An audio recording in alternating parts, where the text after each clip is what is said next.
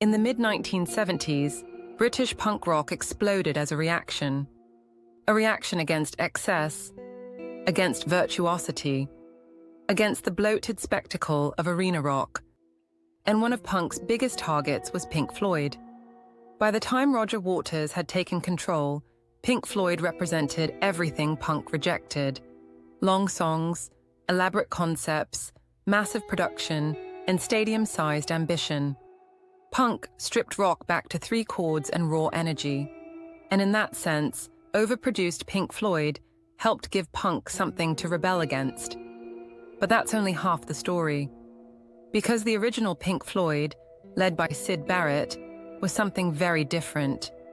Before the grand concepts and polished soundscapes, Pink Floyd was strange, playful, unsettling, and deeply psychedelic.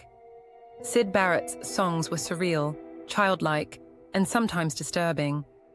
They sounded less like prog rock and more like fractured pop from another dimension. One song in particular tells the story. Vegetable Man.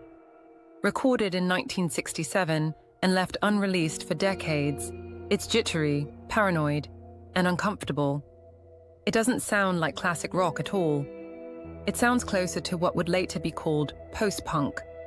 That influence didn't go unnoticed.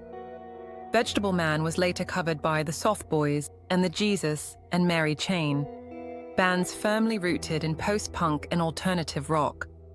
These artists weren't inspired by The Wall or Dark Side of the Moon.